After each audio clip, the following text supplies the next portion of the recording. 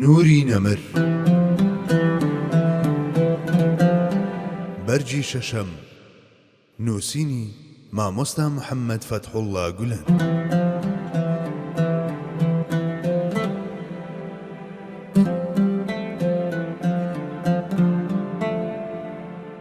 شەش هەندێک لەو هاوڵانەی فەرمودەی زۆریان جێراوەتەوە.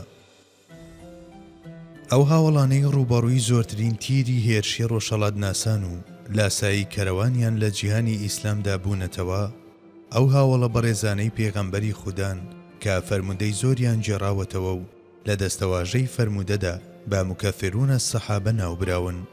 لە سەروی هەموو ئەمانەشەوە حەزرەتی ئەبوو هورەیرە دێت. ئێمە ئاینمان لە ڕێگەی هاوڵە بەڕێزەکانەوە بۆ گوێزراوەتەوە، هەر بۆیەش هەر شتێک کە ڕووی لەوان بێت ڕووی لە ئاینەکەمان کردووە، بەو پێی کە ئێمە ئەو موسڵمانانەین کە لەم ڕۆدا دەژین، ئەوە ئەمڕۆ ئەمانەت کەوتوتە سەرشانی ئێمە و پاراستنی ئاینەکەشمان لە هەموو ئەو شتانەی کە ڕوبەڕووی دەبێتەوە دووبارە دەکەوێتە ئەستۆی ئێمە. ئەلف ئەبوو هورەیرە. ئەبوو هورەیرە ڕەزای خوای لێ بێت لە هۆزی دەوسی یەمەنە. لە سەرەتای ساڵی حەوتی کۆچیدا موسڵمان بووە. کۆچی بۆ مەدینە کردووە و 4 ساڵ شەرەفمەند بۆ بە هاودەمی و پێکەوە بوون لەگەڵ پێغەمبەری خوادا. سەرۆکۆزەکەیان کە توفەیلی کوڕی عەمر بوو، پاش موسڵمان بوونی هەر وەک تیرێک کە لە کەوان دەرچوو بێت گەڕایەوە نێو هۆزەکەی و هەر وەک مەشخەڵ و ئاگرێکی پیرۆز ناخی هەموانی ڕۆشن کردەوە. ئەبوو هورەیرەش لە سەردەستی ئەم زاتە موسڵمان بوو، وەک موهاجیرێک کۆچی بۆ مەدینە کرد. کاتێک حەزرەتی ئەبوو هورەیرە هاتە مەدینە، پێغەمبەری خوددا لە غەزای خەیبەر بوو. ئەوە بوو ئەبوو هورەیرە هەر یەکسەر بەرەو خەیبەر بەڕێکەوت و بەو پەڕی خێرایی خۆی گەیاند بە دیداری سەروەرمان. پێغەمبەری خوددا صلی الله علیه وسلم پرسیاری ئەوەی لێکرد کە ناوی چییە؟ ئەویش لە وەڵام داوتی عەبدولشەمس. پێغەمبەری خوا صلی الله علیه وسلم لە بەرامبەر ئەو وەڵامەدا پێی فەرموو: مرۆڤ ناکرێت بەندەی خۆر و مانگ بێت، تۆ عەبدوڕەحمان واتە بەندەی خوای میهرەبانی. بەم شێوەیەش ناوی گۆڕی بۆ عەبدوڕەحمان، بەڵام ئەو زۆرتر بە ئەبوو هورەیرە دەناسرا. ڕۆژێکیان پێغەمبەری خوا ئەبوو هورەیرە دەبینێت کە کۆمەڵێک پشیلەی لە باوەش گرتووە. ئەوە بوو بە ئەباهیر واتە باوکی پشیلە بانگی کرد، کە ئیدی پاشان ئەو هەمیشە بە ناوی ئەبوو هورەیرەوە دەناسرایەوە. ئەو خۆشی زۆرتر پێی خۆش بوو بە ئەباهیر بانگ بکرێت، چونکە وەک مرۆڤێکی هەژار و خاچی و مرۆڤێکی مەحویەت ئەو ناوەی ئەو لە هەموو شتێک زیاتر بەخۆی ڕەوا دەبینی ئەباهیر بوو. جگەلەوەش پێغەمبەری خوا صلی الله علیه وسلم لە خاڵێکدا کە ئەوی خۆشویست بوو بە ناوی ئەباهیر بانگی کردبوو، ئەویش دەیهەویست هەر بەو ناوە بانگ بکرێت. هەر بەتەنها ئەمەش بەسە بۆ ئاستی پەیوەستی ئەو بە پێغەمبەری خواوە. ئەبوو هورەیرە موسڵمان بوو، بەڵام ئەو دەردێکی هەبوو و بەلایەوە ئەمە دەرد و داخێکی گەورە بوو. دایکی هێشتا موسڵمان نەبوو. ئەم هاوڵە مەزنە ڕاکێشانی ئەو دایکەی بە هەتیوی پەروەردەی کردبوو بەرەو موسڵمانیەتی، هەم بە ئەرچێک و هەم بە بارێکی وەفا دەزانی. ئەو ڕۆژێکیان هاتە لای پێغەمبەری خوا و ئەم تکایی لێ کرد: یا رسول الله، ئایا نزاناکەیت کە دایکی ئەبوو هورەیرەش بڵێت لا ئیلاهە ئیلا الله؟ پاشان کە پێغەمبەری خوا دەستەکانی بەرز کردەوە و دەستی بە دوعا کرد، ئەم گەنجە تازە موسڵمانەی کە بە خێرایی موشک هاتبووە نێو ئیسلام و باوەڕی پتە بوو بەوەی کە پێش ئەوەی پێغەمبەری خوا دەستیدا بگرێت دوعاکەی گیرا دەبێت، بە خێرایی تیر بەرەو ماڵەوە گەڕایەوە. کاتێک لەو دەرگاییدا کە هەموو ڕۆژێک بە ئومێدی ئەوەی داخۆ ئەمڕۆ دەتوانم شتێک بۆ دایکم باس بکەم و دڵی بەدەست بهێنم، و بە ئەندێشە و خەمی ئەوەی داخۆ ئەم ڕۆژ بانگەوازەکەم ڕەت دەکاتەوە و دڵم دەشێنێتەوەوە، دەهاتە بەردەمی لە ژوورەوە گوێی لە دەنجی دایکی بوو کە پێی دەوت: بوەستە لە شوێنی خۆتدا بوەستە و مەیە ژوورەوە. دایکی ئەبوو هورەیرە دەیزانی کە لە دوای وتنی لا ئیلاهە ئیلا الله پێویستە غوسڵ ئەنجام بدات. ئیدی ئەوە بوو پاشکەمێک بە لەچکە نوێیەکەیەوە دەرگاکەی کردەوە و ڕووی کردە ئەبوو هورەیرە و پێیوت: کوڕم، بڕوانە ئەو شتانە دەڵێم کە تۆ دەیانڵێی، لا ئیلاهە ئیلا الله محەممەد ڕەسوول الله. ئەبوو هورەیرە بۆ پێدانی ئەم مژدەیە ئەم جارەژ یەکسەر بەرەو لای پێغەمبەری خوا صلی الله عليه وسلم کەوتەڕێ. بەڵێ کەوتەڕێ لە کاتێکدا قبوڵبوونی ئەم نزایە ئومێدێکی دیکەی لە ناخیدا دروست کردبوو. ئەوە بوو ئەو داوایی لە پێغەمبەری خوا کرد: ئەی پێغەمبەری خوا، نزا بکە تا باوەڕداران من و دایکمیان خۆش بوێت.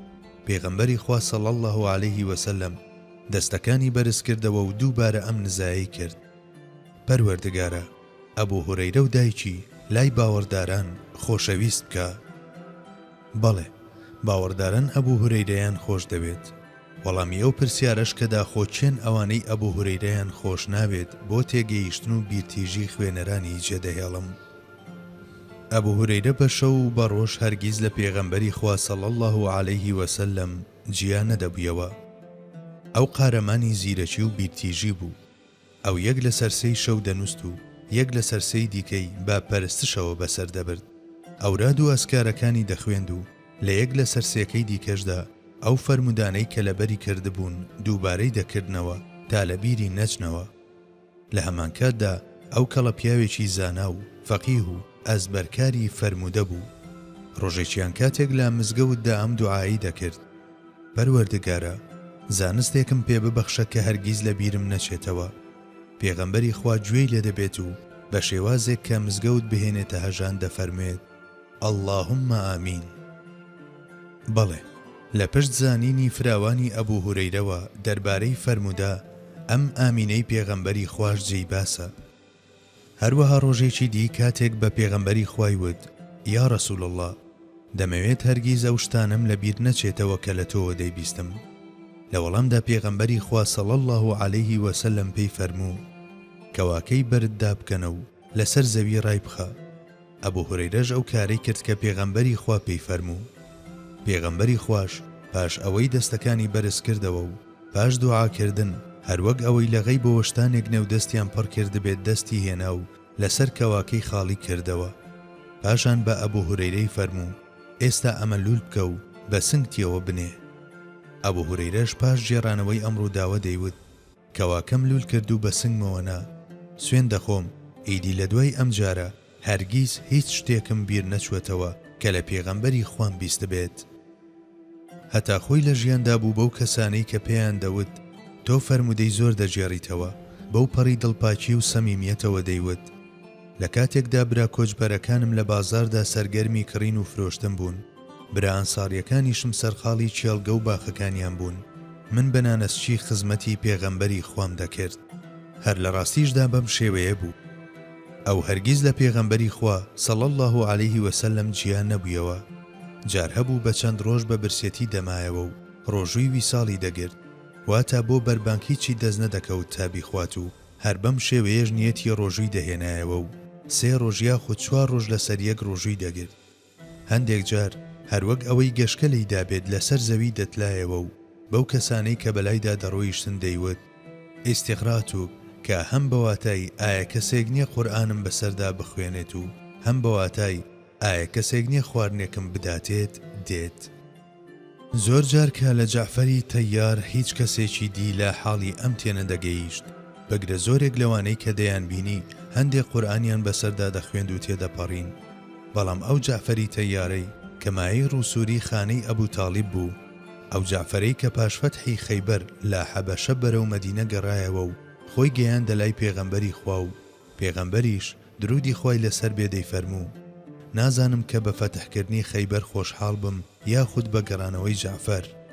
ئەو جەعفەرەی کە پاشمانەوەیەکی کەم لەگەڵ پێغەمبەری خوادا لە غەزای موعتەدا شەهید بوو، جەعفەری بوون و عەلی بوونیشی بۆ عەلی بەجێهێشت و پێغەمبەری خوا دەربارەی ئەم مژدەیەی فەرموو: جەعفەر لە بەهەشدا بە باڵە سەوزەکانیەوە لەم لا بۆ ئەو لا پەرواز دەکات.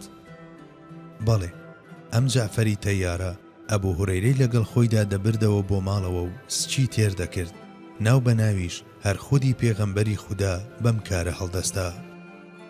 ئەم کۆڵەکەی زانستان نەیهێشتووە تەنانەت یەک شتیشی لەو وتانە لە کیس بچێت کە لە پێغەمبەری خواوە گوێبیستیان دەبوو. هەرچێکیش لە پێغەمبەرەوە گوێی لێبوو بەو پەڕی گرنگی پێدانەوە بۆ ئەوانەی پاشخۆی گواستوەتەوە تا بۆ هەتایە بە نەمری بمێننەوە. جگە لەوەش دەیوت: گەر ئەو ئاەتەی قورئان نەبوایە کە دەفەرمێت: إن الذين يكتمون ما أنزلنا من البينات والهدى من بعد ما بيناه للناس في الكتاب أولئك يلعنهم الله ويلعنهم اللاعنون. بەڕاستی ئەوانەی کە بەرنامە و ڕێنموویەکانی ئاشکرای ڕەوانەکراوی ئێمە دەشارنەوە کە ناردوومانە دوای ئەوەی بۆ خەڵکیمان ڕوون کردوێتەوە لە کتێبەکاندا ئەوانە خوا نەفرینیان لێ دەکات و نەفرینکارانیش نەفرەتیان لێ دەکەن. ئەوە هەرگیز هیچ فەرمودەیەکم ڕیوایەت نەدەکرد.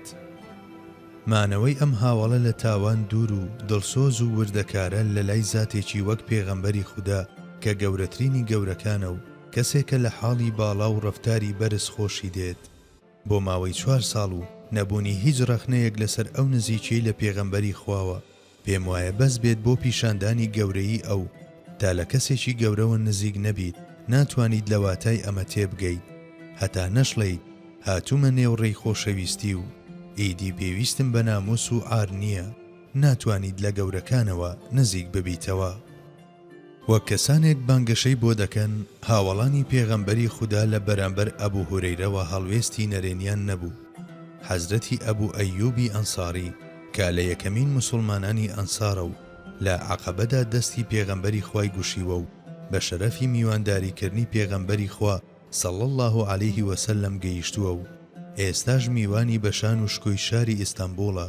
لە حەزرەتی ئەبوو هورەیرەوە فەرمودەی جێراوەتەوە و کاتێکیش پێیان وتووە تۆ پێش ئەو موسڵمان بوویت و تۆش هاوڵی پێغەمبەری خوایت لە وەڵام داوتویەتی ئەو شتانێکی بیستووە کە ئێمە نەمان بیستووە. نەک تەنها حەزرەتی ئەبوو ئەیوبی ئەنساری بەڵکو کەسانێکی زۆری دی فەرمودەیان لە ئەبوو هورەیرەوە جێراوەتەوە. لە نێویاندا هاوڵانی پایەبەرز و کۆڵەکەی فەرمودەی وەک عەبدوڵای کوڕی عومەر و حەبرول ئەمە عەبدوڵای کوڕی عەباس و جابیری کوڕی عەبدوڵای ئەنساری و ئەنەسی کوڕی مالیک و واسیلەی کوڕی ئەسلەم پاشانیش پێشانگای شوێن کەوتوان وەک حەسەنی بەسری و زەیدی کوڕی ئەسلەم.